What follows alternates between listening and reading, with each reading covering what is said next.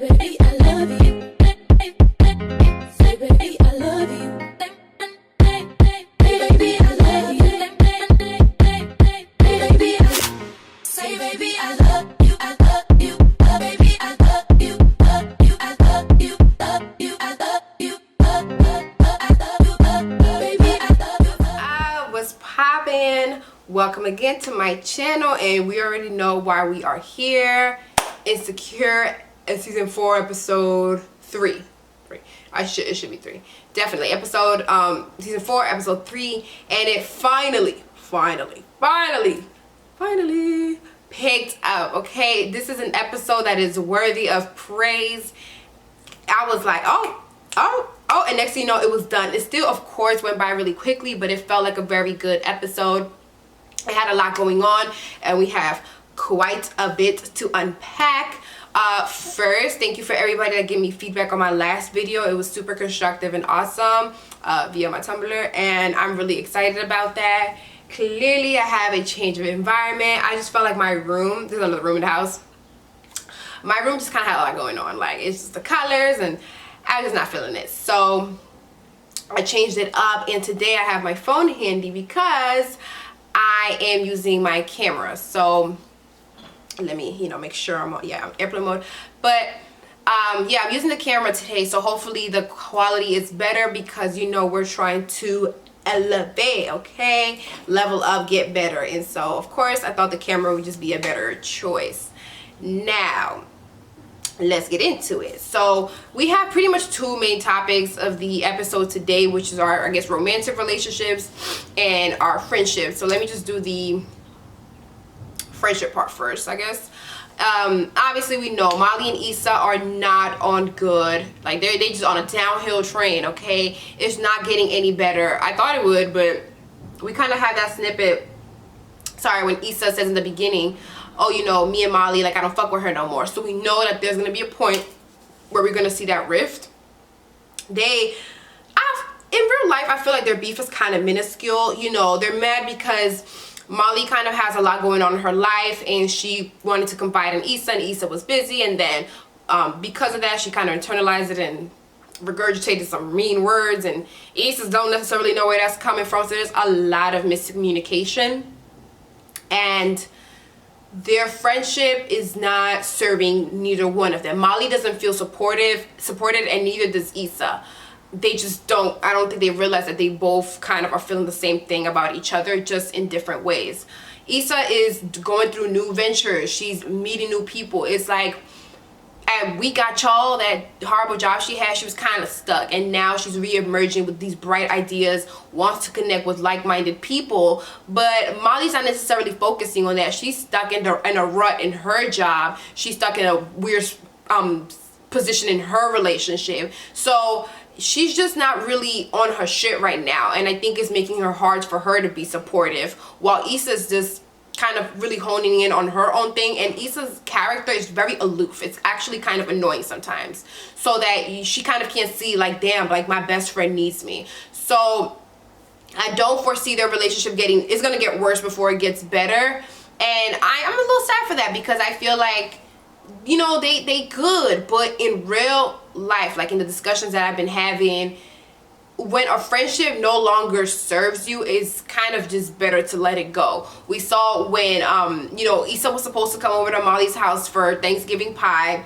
and after having a discussion with the brother, Issa realized, like, I don't really want to do this. Like, I don't really want to be dealing with the Molly drama. Like, I kind of had a good Thanksgiving. I really just want to be around positivity. And that is really how it is in life. If something is not serving you, if a friendship is just unequally yoked, it's not really serving you. You kind of have to let it go, because if you want to move forward, if you want to continue to be positive, that kind of shit is gonna hold you back. And so I do hope they come to a reconciliation, but I'm not necessarily upset that they're, like, beefing and this rift is happening. I kind of was, but now I'm kind of thinking about it.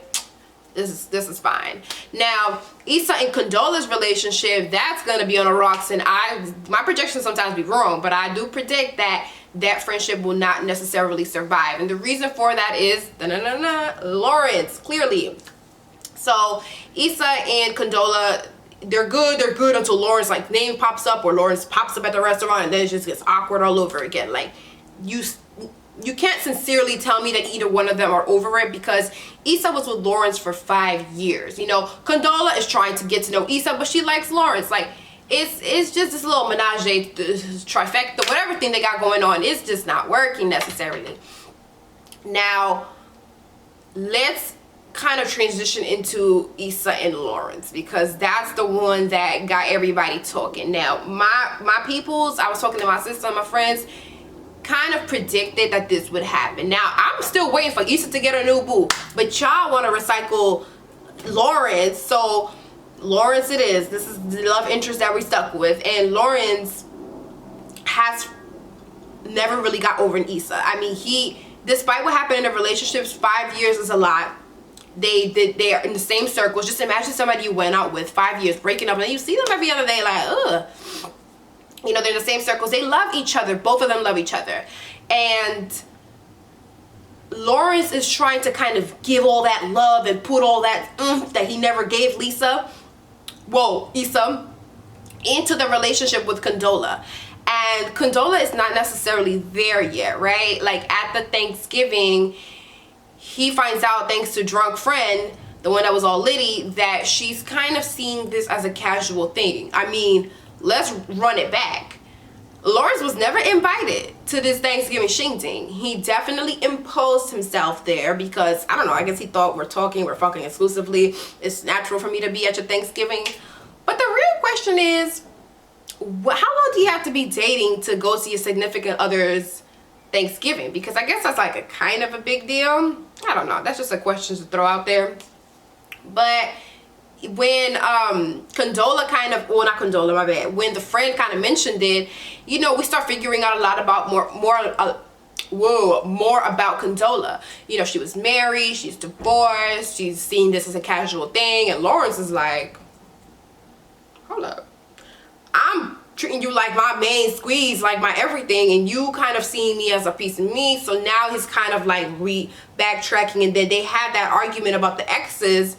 He's like, you know, your ex and this, and she's like, hold up, don't nobody could say nothing about exes when you got motherfucking Issa every other place. And you know what, she is correct. Okay, Issa be popping up everywhere, they're still cool, and that would, if I was new babe, that would make me uncomfortable. So, you know, at the end of the episode, Lawrence, you know, replies to Issa's story or something, they kiki, so I know that's already the beginning of some bullshit. I would like to make note of something I thought that was interesting that Issa said that has been a topic among, you know, like my friends and stuff, is that Issa felt like she put in all this work with Lawrence and Condola is reaping the benefits. And this, I mean, in a way I agree and I disagree. I think that a lot of times as women, we are dating guys, but it happens to men too, and you see the potential, like, oh, this person could be this.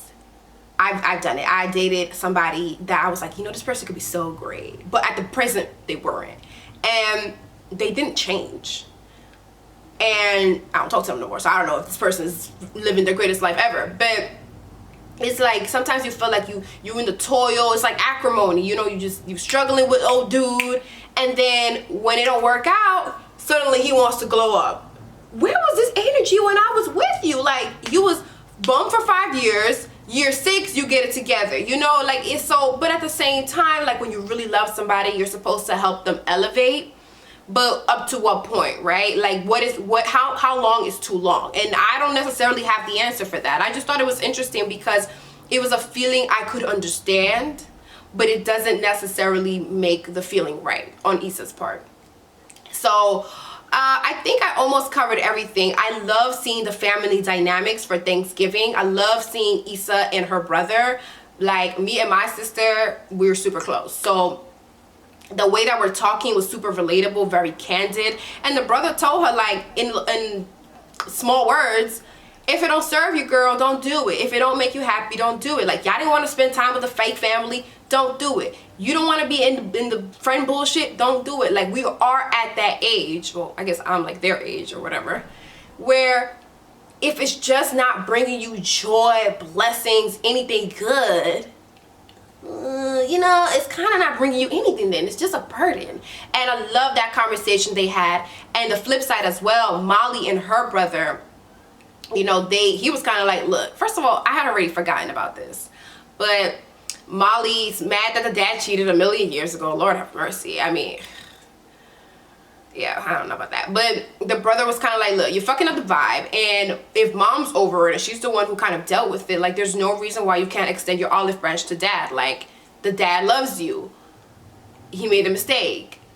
That don't got nothing to do with you, baby girl. You know, and I think that it has, shown a pattern where Molly sort of internalizes a lot of things. And that can be a difficult aspect to kind of balance within yourself, because you're taking all these things, you're projecting it all negatively. It ain't nothing right going in her life, not the relationship, not work, and the family life clearly wasn't going great either. So I think that that's kind of it, that should be a wake-up call to Molly, like, maybe I'm not taking everything well, you know, maybe I need to kind of like reevaluate my priorities, because it seems to me like everything is just kind of a problem, right? I know last video I said that sometimes it's good to look at your things in the scope of that problem, but not all the time, because the result ends up being, you know, a lot of anger, mistrust, just whatever, all these qualities that Molly is displaying, saltiness, is just manifesting in a funky way. So I believe that is actually everything that was covered in the episode. It was high impact, so, you know, it kind of had a lot going on. I was talking to a friend, and he mentioned to me that the men in Insecure are kind of like fucking, they're kind of childish, and I had to agree. I mean, the stepdad want to step on gravy. The Lauren's best friend got a Rolls Royce, but he's broke. I mean, they're not necessarily showing us the greatest men ever, but I do feel like that gives them the human element. I feel like they provide like the comedic effect. So I want to see more development on Dan. I want to see more development of Kelly. I'm tired of her being the funny fat friend. I mean, could you be any more stereotypical? That's kind of annoying. I mean, she's bossed up and got her job and life together, but she's always like promiscuous, wants to eat, wants to fuck. It's like, Kelly could be a little more than that, you know? That's just my personal opinion. But other than that, I just want to thank everybody for watching. I love the feedback. As usual, like, comment, subscribe, and is there anything else that I wanted to mention? Oh, I mean, if there's anything interesting, like, comment it below. And if I missed anything, I hope like I didn't, but I'll put it in the description box for sure, so we can have a poppin' discussion. Thank you, and stay home, quarantine, and corona free. Bye.